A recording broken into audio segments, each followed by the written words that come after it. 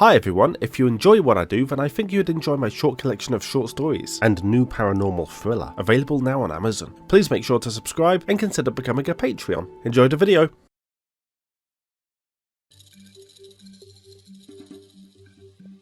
Nestled in the hidden valleys of Terraria lies a fantastical city, thought to be nothing more than a myth to those of the outside world. An isolationist state that could rival the technology of old, occupied by genius xenophobes, known only as the Steampunkers. This is not the home to some advanced race, however, but Terrarians just like any other. Those who held a dream and had to fight against fear and prejudice to see that dream become a reality.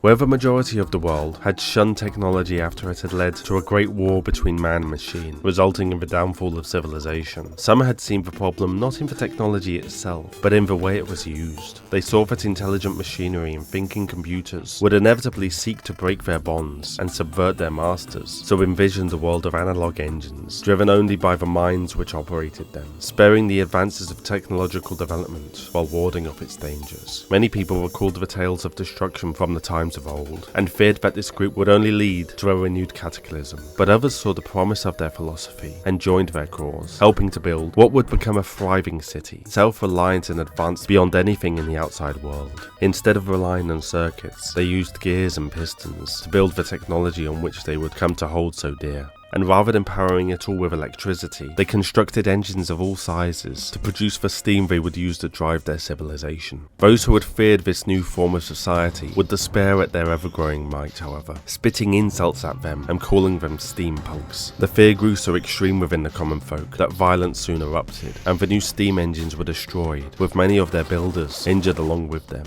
This, it would transpire, would be a turning point for the fledgling civilization, for they had created such machines that could swiftly quell their enemies and corral them into obedience. But were they to do this, then those who had feared them would only be proven right, and they would be no different to the machines of old who had subjugated humanity. Instead, they would spare the townfolk and flee to find a new home, one where they could shape their own future. Their exodus was hard fought though, for in their haste to escape, they were left with minimal provisions, and what machinery they'd been able to save was cumbersome and heavy. They had taken one thing from those who had driven them out, however, the name they had all been called at one point or another. They would take this insult for themselves, using it as a rally cry to prove that they were able to achieve anything they desired, even cross the land with no supplies to speak of, and rebuild from nothing. And so it was, they would come upon a river valley free of the corrupt scourge, which they would henceforth call home, and despite the long hard weeks of fleeing from discrimination, not one of them had perished in the crossing. Soon enough the Steampunkers would have a camp established, and from there they would log nearby woods, mine the surrounding area, and create canals from the river, which they would use to begin construction of a new city. Over the coming years the city would grow, its population increasing, and their technology would only continue to advance. But in all of this time they would adhere to a strict isolation from the world around them, with Steampunkers only very rarely venturing out into the open world, and absolutely no outsiders allowed into the city. For an outsider to merely be aware of the Steampunk's existence was too much, and these interlopers would more often than not be captured, only to live out the rest of their days, unable to tell a soul of what they had found. Even so, occasionally a traveller would slip away and return with tall tales of a city, a mess with pipes and cogs and gears, but somehow elegant and beautiful in its own way, wielding power beyond their understanding. The stories were taken as just that, however, and the Steampunkers become a myth amongst the townspeople of Terraria. Within the Steampunkers society though, it was not just their technology that grew, but their culture as well. Cut off from the outside, they became arrogant almost, but brilliant with it, owing to the necessity for each person to be able to function and fix all of the technology in their society. The intertwining of their culture and technology went so far as to influence their fashion, with the gadgets and gizmos, protective goggles and tools they always needed to carry, becoming part of their attire, which itself grew to be regal, in line with their perceived, and to an extent earned superiority.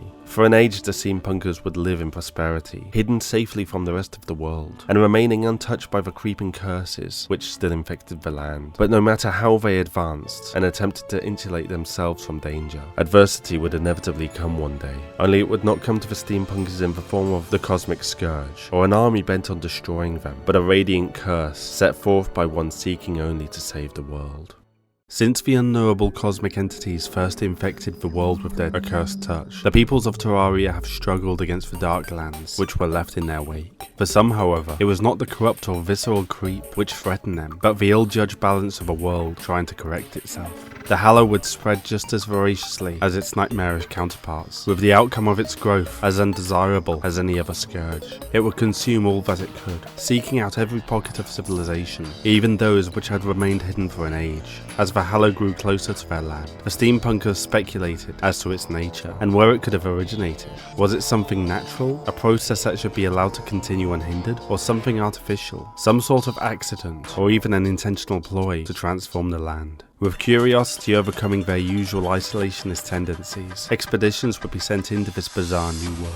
But it was quickly made clear that if it was not halted, then this hallow would present an existential threat to them. The few survivors who emerged from the biome, exhausted and near death, spoke of wondrous vistas and fantastical beasts who readily proceeded to mercilessly attack the explorers with a strength beyond their physicality. What's more was that everywhere they traversed, they found clusters of crystal growths, a thing that, given a chance, would dismantle and decay all the Steampunkers had created. Then there was a sense that something unseen forever watched them, a being of great power that sought only to coat the lands before it with its malignant touch. Heeding the warnings, the Steampunkers dedicated unparalleled time and resources to finding a way to stop the spread of the hallow. Simply protecting their city alone would not suffice, for soon enough the tainted creep would encircle them, and even as self-sufficient as they were, their civilization would be entirely cut off from the outside, eventually starving them to death.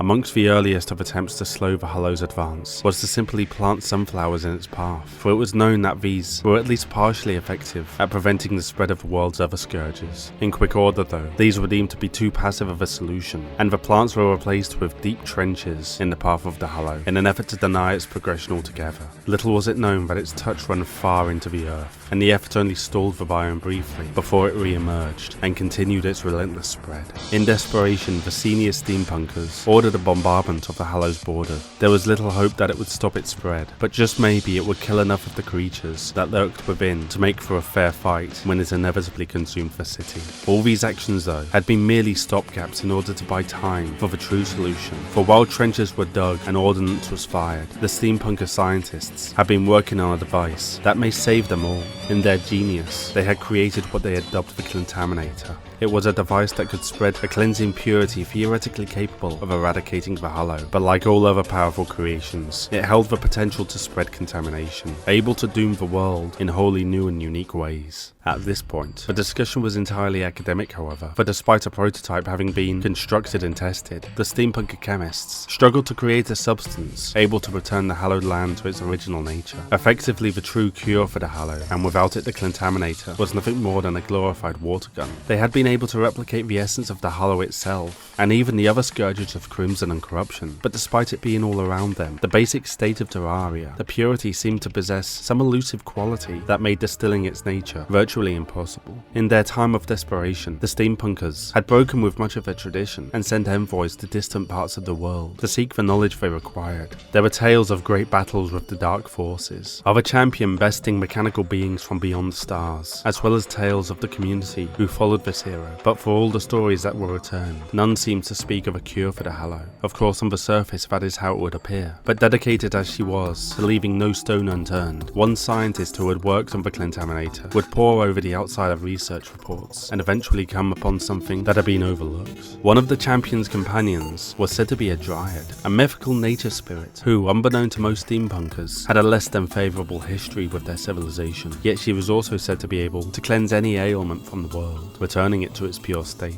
Was it possible that she was the key to making the Contaminator work, to saving the city? The scientists knew our overseers would never allow an investigation into her theory, especially not from such lacking evidence, and yet she was sure that the dryad must be sought out, even if it meant doing something outrageous. After all, there was no longer any hope for the city, but the Contaminator now lay discarded and effectively useless as the city prepared to fight an unwinnable battle. Therefore, driven to desperation by the impending doom bearing down on them, this one brave soul would abscond with the Contaminator, fleeing the city in search of a dryad who may yet be their salvation. Her actions would not go undiscovered for long though, and even in the midst of their oncoming destruction, the Steampunkers would dispatch an agent to track her down so that she may face punishment for her treachery.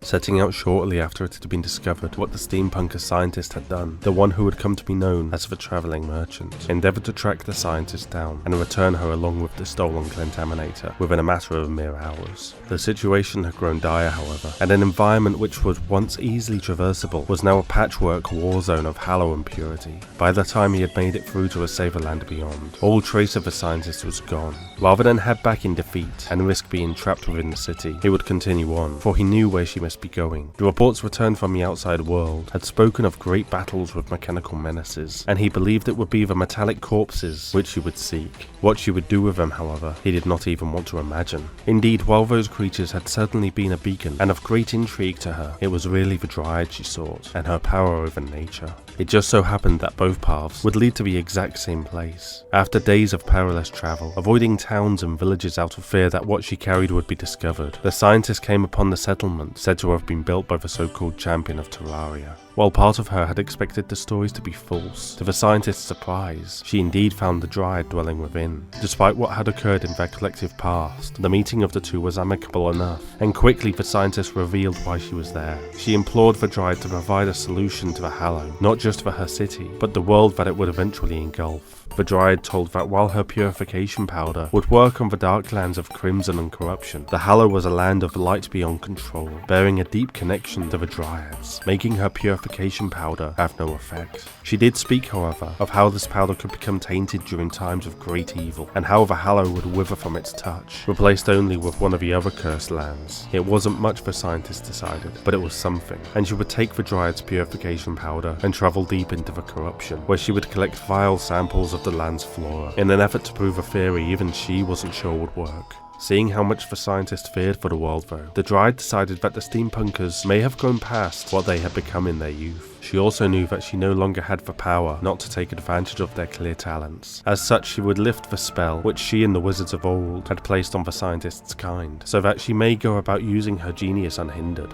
It was an act that may have implications beyond the realm of Terraria, however, for immediately the Steampunkers, still besieged by the hallow, felt a change. It was a change that would be felt by the merchant as well, giving him a clarity of thought which he had never possessed before. For the moment though, his goal was unchanged. The scientist was a traitor, and must be returned for judgment. His priorities may yet change though, as he came upon the champion's town, only to realise that he knew this place. As part of his scouting duties to originally find a cure for the hallow, he had visited this town, traded with its people. Could he have been so close to the answer, only to leave without it and condemn his people? No, the scientist must either be wrong or here for some other nefarious reason. If what they had sought was here all along, then he would have found it. As he once more approached the town, ready to pose as the same travelling merchant he had been thought to be previously, he discovered just how wrong he could be, as he witnessed the champion testing the contaminator, transforming swaths of the hollow into lush purity. Against all odds, the scientist had done it. She had returned from the Darklands with samples of their terrible blight, which she would use to temper the dryad's purification powder and mix into a solution that was capable of stripping the hollow, as vile powder might, but rather than spread the terrible corruption, allow the natural state of the world to thrive. Not knowing how to proceed, the merchant remained a while longer to observe the developments, toying with the idea of taking back the contaminator and what solution there was. Of course, she would see him for who he truly was long before he could act, and alert the town at the first sign of trouble. The only reason she had not done so already was in a simple effort to protect the anonymity of her people. Besides, she wanted him to see what she had accomplished, and the good the contaminator could do in the hands of the champion. Finally, the merchant would decide to return home, if it still existed, and report his findings. Maybe a force could be raised to return and take the prototype and the scientist's knowledge by force, but as things were, this seemed unlikely.